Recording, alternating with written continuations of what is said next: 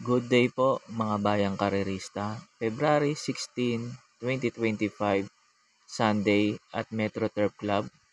Start time at 2 p.m. Pakiusap ko lang po sana na kung pwede po kayo mag-subscribe sa YouTube channel ko, Arnel Racing Info. Maraming salamat po.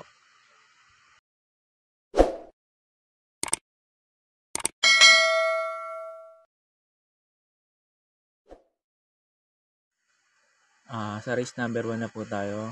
Pampremera ko, numero 1, Palawig. 1A, Bill Jordan. Sa tingin ko yung 1A na si Bill Jordan, pabor sa kanya yung distansya. Kaya malaki po panalo sa akin. Panigundo ko yung numero 8, Diversity. Maganda tinakbo nito sa barrier niya. At yung numero 5, Pandehado ko, maganda rin tinakbo nito sa barrier niya. Si Batang Kanlaon. Kaya sa race number 1, pampremera ko, numero 1, Palawig. 1A, Bill Jordan. Panigundo, numero 8, Diversity. Pang tersero, numero 5, Batang Kanlaon. Sa race 2 na po tayo. Kinuha ko rito yung mga dirimaten kabayo. Kasi sa tingin ko maglulutsyahan tong numero 1, Secretary sa si Stolen Ola. Kaya ang pili ko sa race number 2, pampremera ko yung numero 6, Sophisticated, na isang dirimaten kabayo. Panigundo ko rin din yung numero 2, Open Billing, na isa rin dirimaten kabayo. Nasa tingin ko malaki ang tsansang manalo. Kaya sa race number 2, pampremera ko numero 6, Sophisticated. Panigundo, numero 2, Open Billing. Sa race number 3 na po tayo. Sa tingin ko rito may tatlong mabilis Si Batang Manda, si Worshipful Master, si Bashiru. Kaya ang kinuha ko yung makakapanood ng laban. Yung numero 7, si Don Julio.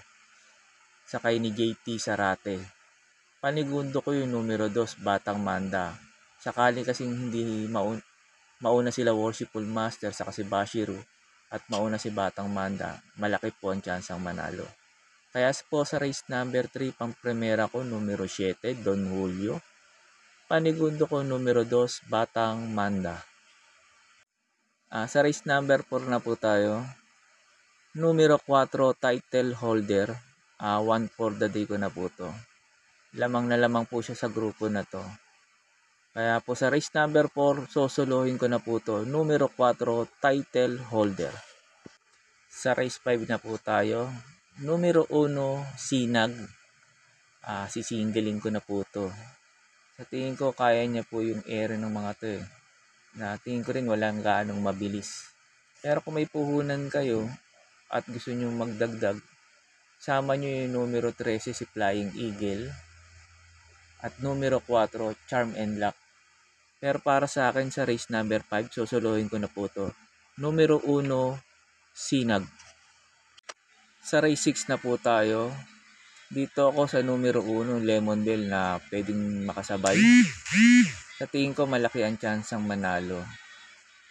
Panigundo ko yung numero 4, yung isang di bandera.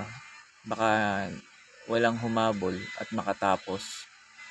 Ang pantersero ko naman yung dirimaten numero 6, Potential. Sakaling habulin ni Lemon Bell si Victorious Angel, sa tingin ko malaki tsansang rumimate si Potential. Kaya sa race number 6, pampremera ko numero 1, Lemon Bell. Panigundo numero 4, Victorious Angel. Pang tersero numero 6, Potential. Sa race 7 na po tayo. Bago ko nga po pala simulan yung info ko rito sa last race na to, makikiusap lang po sana ako na kung maaari lang po, baka pwede po kayo mag-subscribe sa YouTube channel ko, Arnel Racing Info. Salamat po. Race number 7, pampremera ko yung numero 7, Family Affair. Maganda lang po isalida nito. Napakalaki po ng tsansang manalo para sa akin ito.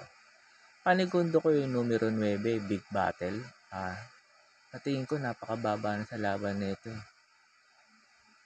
Pantersero ko yung numero 2, Backpage. Pag nilaban din ang connection nito, malaki tsansang manalo sa akin ito. Kaya sa last race, pampremera ko yung numero 7, Family Affair. Panigundo numero 9, Big Battle. Pang tersero, numero 2, Backpage. Good luck and happy racing po mga bayang karerista.